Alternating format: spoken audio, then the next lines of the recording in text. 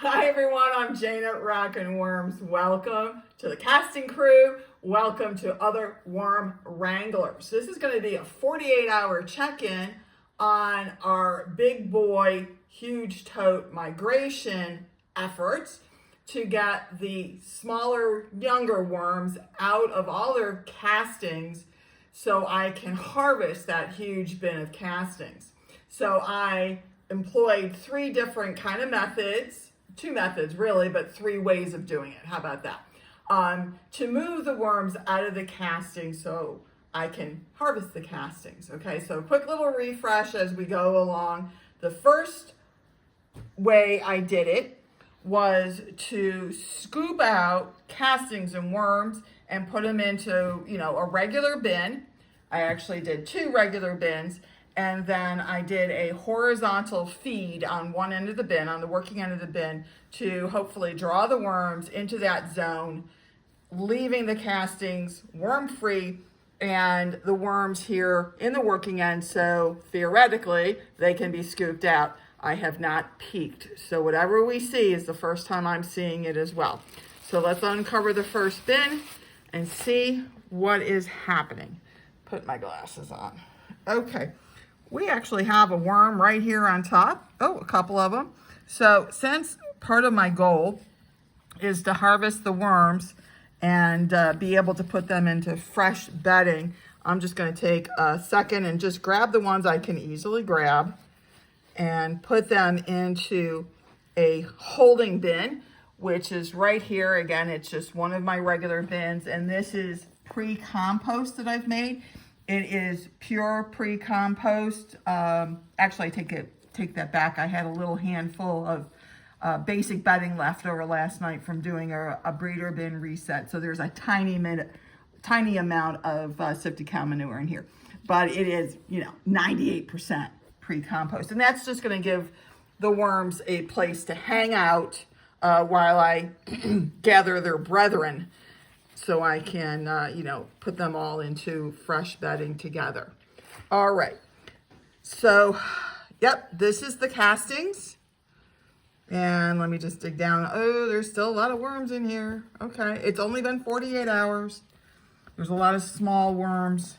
I'm gonna just do this aeration, but in addition to it being an aeration, it's also a agitation. And the worms don't like to be bothered. I mean, who does, right? So this will encourage the worms also to move out of this section of the bin down to the working end of the bin. So double prizes, aeration and agitation. Okay, that's good enough. All right. But you can see there's still a lot of worms in here after 48 hours. Okay, now I'm going to scrape back, try not to disturb too much. All right. And again, this is just pre-compost I use to, cover up the food zone because I don't want to, encourage non-bin insects and activity to come in. So already we're seeing more worms in the feed zone than we did in the casting zone. Okay, I'll just call it that for now. So what I'm going to do is gently scrape off these top worms. And if I get some of the food, it's not a problem, but I'm gonna leave what I can. So I'm going to, here's a picture of them, okay? And I'm gonna put them right into the holding bin, all right? Now I do want to say, just as a side note, that I can feel some composting heat coming off of the food zone, which is perfectly normal. This food is, breaking down, and the side effect of breaking down is it gives off energy, gives off heat. It's just the way it is. But we can also see that the worms clearly do not think that the food zone is too hot for them. I mean, they are in there, no problem. Another handful over to the holding bin. All right. So let me just see. Sometimes, there's a lot hanging on the edge because it is a little bit cooler there. And there's some. So I'm going to just, again, pick them up, put them over. What I'm also doing by removing the worms that I am grabbing is I'm reducing the competition for the food that remains in here. And that can encourage some of the other more shy worms, let's put it that way, to come into the food zone. Now, the trade-off here is that I do need to be aware that the more I reduce the worms in the bin, the longer it will take the food that is left to be eaten. So I don't want things to get nasty. I don't want things to get smelly. I don't want things to get anaerobic. So it is a little bit of a balancing act. I'm going to move on to the other bin here. Between, removing worms and having food left, that it can get to the point where the proportion is off and I've got too much food for worms. And it's just something that I have to keep in mind. All right. So this is good. And we're going to cover them back up.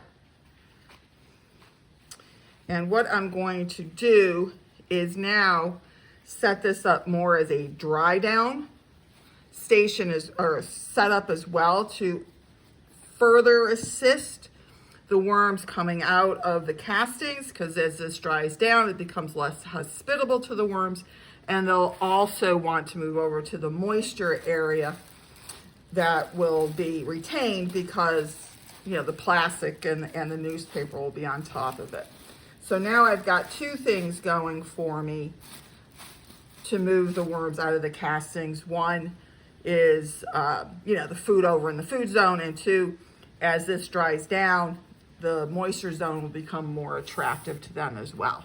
All right, let's just take a quick look at the second bin and open it up, see what we've got. Just one worm, looks like on the paper. Okay, I'm gonna open it up. I'm gonna just open it up like this because I'm gonna do the same thing here. I'm gonna turn it into a dry down bin as well by leaving this end open. Quick aeration, same thing, lots of worms, beautiful castings. Look at that, just fantastic. My garden and trees are going to be so happy to get all these castings at the end of this harvesting. Okay, good enough. Don't have to get too, freaked out about it. Some worms on the top. Let me just push it back a little bit and put these over here. So I'm just going to go through this real quick because I basically covered everything I wanted to talk to you about in the bins. And then we're going to move out onto the patio where we're going to look at the more top feeding trays and also that buried basket where the vast majority of you, in fact, I would say all of you that expressed, your opinion and thoughts on the process, you went with the basket being the most successful. So we'll see in a few minutes if the basket is indeed the best method. And I also at this time want to pre-shadow something that I'll talk to you about when we get outside, and that is a new method that I'm going to employ to get the worms and castings separated out in the big boy tote directly. Okay, a couple of my very experienced worm wrangler commenters on the channel, which I am very happy and grateful to have them on board, did make a couple suggestions on how they would do it. And you know what? They're spot on. I think their idea is fantastic. And fortunately, I'm going to be able to try it because I already have all, the things I need on hand. So I'll share with you what their thoughts were if you didn't get a chance to read their comments. All right, we're getting ready to move out to the patio. So we just got a quick recap. I know cameraman showed you, but we've got a fair few worms here. But as a proportion of worms to the total amount that I have in that big bin, this is probably only 1 or 2%. There's a lot of worms out there. All right, so let's leave them alone and let's go out to the patio. Hi, now we're on the patio and you can see it is a beautiful South Florida day. It's been raining like this since yesterday afternoon. But you know what? We're worm farmers. We deal with what Mother Nature gives us and we make the best of it. So we're out here looking at the worm totes. All right, this is Big Boy. As you can see, I have just a blue lid from one of my pre-composting totes on top, just to try to keep some of the blowing rain off the shred, to keep it a little bit dry, and again, keep any crawling critters out of the way. Okay, I'm just going to burrito wrap this up, and we're already seeing worms in the screen, which we had before, so you know that hasn't changed much. And I also did receive some comments and suggestions in the in the comment section about people's ideas. I'm having a little trouble here. Here we go. On how to get the worms easily out of the screen. So I'll be looking into that shortly as well. So this actually gives me the opportunity to also, once again, encourage you to read the comments. There's so many good suggestions in there of different ways people are doing things. As I mentioned a few minutes ago, we've got some real experts sharing their experiences with us, and it's, you know, a great learning opportunity for all of us to up our worm keeping game. All right, let's look at the trays first. These trays have holes on the bottom, but not anywhere else. No, I'm sorry. They have holes, holes on the bottom and not on the sides. So any worms in here, and let's start looking. Oh my gosh, this is good. This is good. There's a lot more worms here than there were in the inside concentrated food zone. And so anyways, to finish the first thought, I got distracted here, is the worms would have to come up through the bottom to get into these trays. Let me look at the other side. Now, I did put worm chow and veggie powder, look at this, into these trays. I did not put regular food scraps, okay? And you can see just how many worms have taken the opportunity to come up through the bottom and into these trays to start feeding not only on the veggie powder and the worm chow, but I'm sure also the biota that is in the pre-compost that I also loaded these trays in. All right, let me pick this up.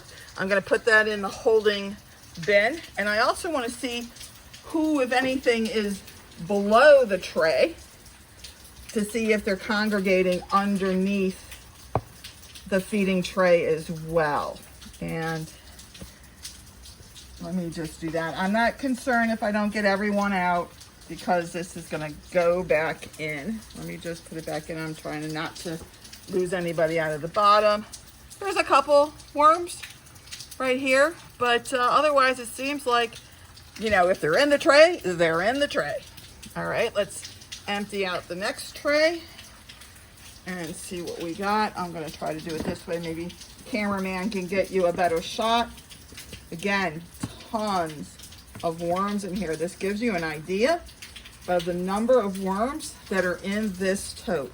Let me get this tray out of the way for a second and look at them all.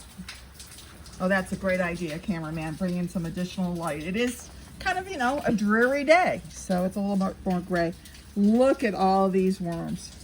These worms, by the way, are from cocoons from my own breeder bins, okay? I put the cocoons into a regular tote like this and did the whole, you know, cocoon nursery thing with, you know, increased moisture, keeping them warm, but not feeding them because cocoons don't eat. But once they started hatching, that's when I combined a lot of the now nursery bins into Orange Julius as my nursery bin, and then eventually combined that or moved that out to Big Boy. Okay, so beautiful, beautiful, beautiful. This is working great. Now I will want to be fair to the indoor horizontal migration attempt is there's a lot more worms in this bin. So there's just a lot more worms that are able to come up into, you know, these feeding trays. Now, this is the basket. It's going to be, I think, a little bit more difficult for me to maneuver, but we're going to give it the best shot we can. I am scraping off some of the castings here because even though I know it's taking off some of the worms, that's okay, because the whole goal here is to separate worms from castings and, you know, refresh as much of the bedding for them as I can. And, you know, so dumping used castings or, you know, finished castings into the holding tray kind of defeats the whole purpose here. So yeah, I'm going to scrape it down here. And this makes me think I should not have put worms and castings on top. I should have just filled up the basket with the pre-compost, huh? What do you think? Is that what I should have done with this method? I'm thinking so. All right, we're starting, there we go. We're starting to get down to the pre-compost. Now in this feeding basket, bait basket, if you will, I put in food scraps. So as far as the feeding zone material, the feeding zone lure, this basket is much more similar to the inside horizontal bins. Okay, so now what I'm going to do is I'm going to pull it up a little bit. You can see that the food is starting to show up. And again, a lot of worms. I would say I'm going to start scooping these guys out, okay? I'm just going to do this because, again, I'm not sure that if I pick up the basket and try to dump it, that I'm not going to make, you know, a huge mess and have worms all over the place. So I'd rather just, you know, take it a little bit slower and make sure, you know, the worms get into the holding bin. All right, you can see all those worms. Now, what I wanted to say is I'm not sure that proportionally that there's any more worms in here than there were in the long feeding trays. There's a lot of worms, but there was a lot of worms in those feeding trays. So what do you think? Do you think proportionally, to be fair, that there's more worms per square inch, let's say for argument's sake, in the feeding basket? Or do you think the long trays actually performed better? And if so, do you think it's because of the volume, size of the baiting area? Or do you think it's because of the bait mechanism itself, the food itself? Because in the basket, I did put in food scraps, which also, by the way, do smell a little bit. And I've got some mites in there, which is to be expected. I'm just going to break this up a little bit so it doesn't get, you know, any more smelly. Okay. Yeah. So do you think the food scraps is a better lure, or do you think that the vegetable and worm chow that was used in these long trays is a better bait? I'm thinking the worm chow and the vegetables powder was just as effective. But let me dig down a little bit further. All right, yep. Let me get some of these guys out. Again, I think what I'm going to do, at least in the future, if I do use a kind of a bait basket idea, which I do still think is very handy. Ooh, look at this whole corner here. Worms do like corners.